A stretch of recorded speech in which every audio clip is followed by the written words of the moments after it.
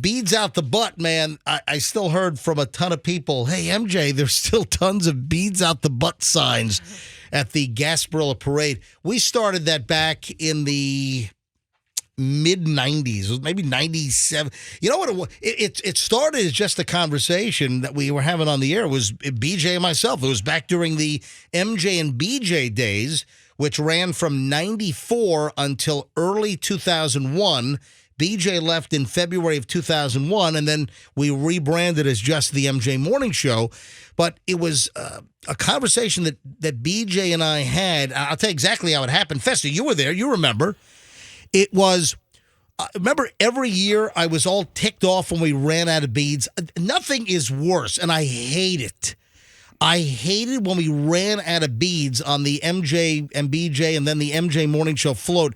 Nothing is worse than you have a chunk of the parade to go and you got nothing to throw. And you're just waving. And you're standing there with like your thumbs up, where, and it's like, oh my God, we're out of beads. You've done poor bead management. You have no one to blame but yourself. Guess what? Bead management is a concept that I what are you going, oh God, about, Froggy? Every time Kim sees beads.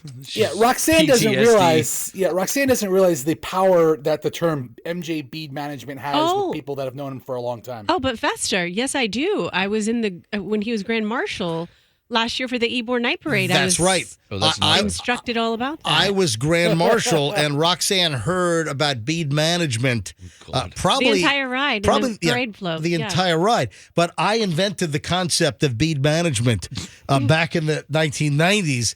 And, man, nothing ticked me off more when we ran out of beads. So I would demand so many beads.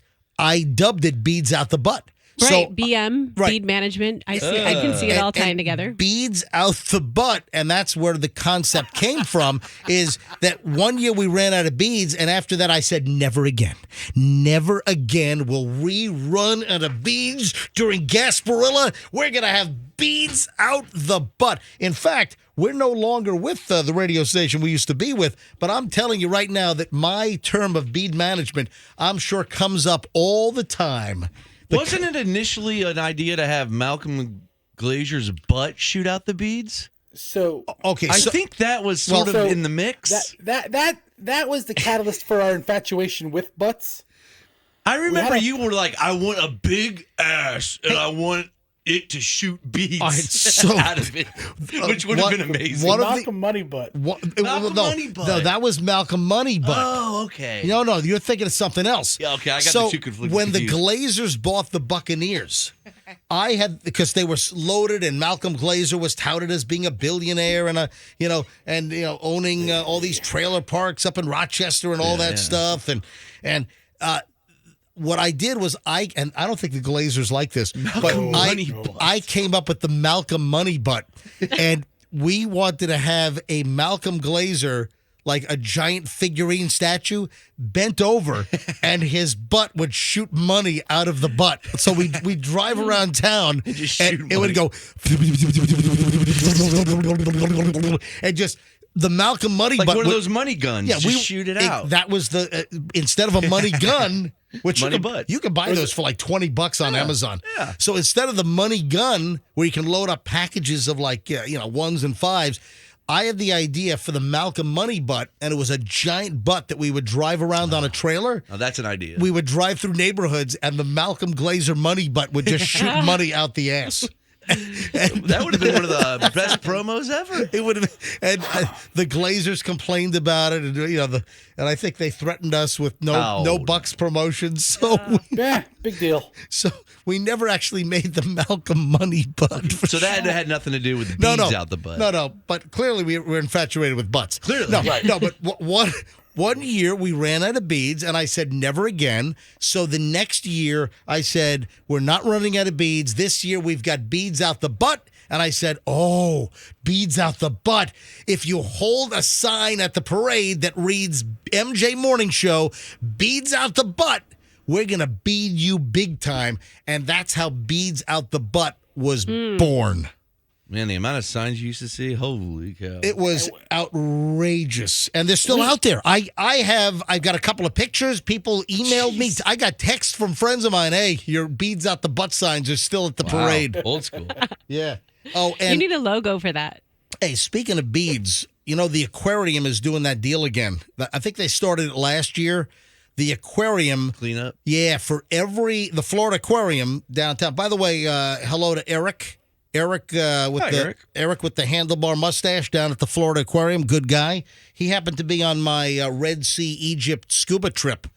Yeah, with a bunch of local Tampa divers last March. But the Florida Aquarium, they're doing that deal again. If you bring in a 5-gallon bucket filled with beads, like, a cleanup deal, they'll give you like half off an admission to the, I would up that and just, if you bring in a 5-gallon bucket worth of beads, you ought to get the whole damn thing free. But they'll give you 50% off one general admission ticket yesterday through February 12th. What if I just have a bunch of beads at my house and I say I cleaned them up? Listen, it doesn't matter. You just bring them beads. Okay. They don't know. What do you think? There are RF trackers on there? Oh, sir, these were not at the parade. I mean, you're trying to defraud us. buckets. Security! This guy's trying to defraud us. Hey, Froggy, let's just raid the promotions department and you and I go to the aquarium later for this week. real. Hey, Fester, you're a little distorted with your home setup. Can you? What are you using today? Listen, it's just probably a matter of how far I hold. Are you still talking into the Microsoft tablet? Yeah. Yes. It's It's not bad. Fester is literally talking into the little pin-sized hole in the Microsoft Surface Pro 8 tablet, and it doesn't sound bad. You just can't get too close to it. Okay. You got to find the sweet spot. So one other thing with beads, and with the cleanups, and I think the city. The city also for this year for 2023. The city of Tampa, they launched the Bead reuse program, which that's new on top of the aquarium deal. What? Yeah, let me. And listen, I got some very interesting things to say about beads, folks. Hold on, in just a second. For the 2023 event season, the city of Tampa's Department of Solid Waste and Environmental Program Management, they're launching the Bead reuse program. This is a ABC Action News story. Gasparilla goers are encouraged to bring leftover beads to any of the following collection locations during regular business hours, Monday, January 30th, that's today, through May 2023. Kate Jackson Community Center, the Loretta Ingram Recreational Complex, the Copeland Park Center, McDonald Training Center. You bring your beads by, and they're going to reuse beads.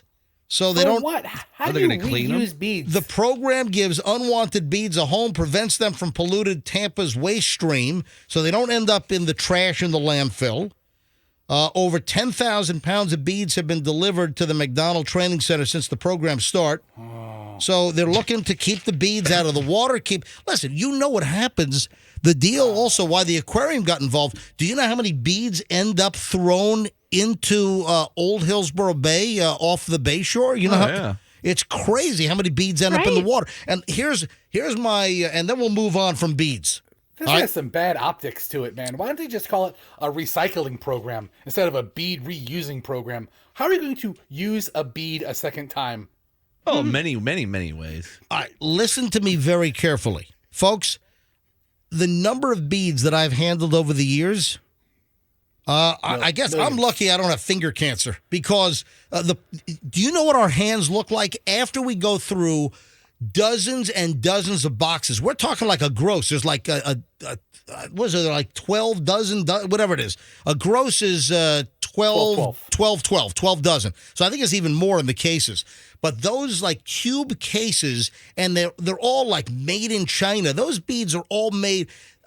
They're made in factories. They don't have any standards over there. I mean, the lead paint and the other heavy metals and the crap that's probably in those beads and the paint, you should see my fingers. After I've done those parades, and I did like 18 Gasparillas, you ought to see my fingers were pitch black, like I ran my hands in a coal bin on an old steam train.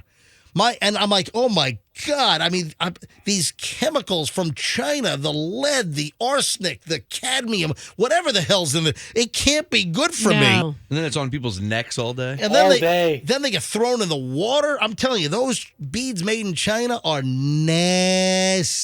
Sick. So we want American beads. Yes, American lead-free, arsenic, and cadmium heavy metal-free beads. But that's That's my beadatorial here on the MJ Morning Show on Q105. Anybody else have anything to add before I move on? About beads? Yeah, Yes. You really beat that one to death, MJ. Yeah, you beat it to I death. beated Good one, that to Buster. death.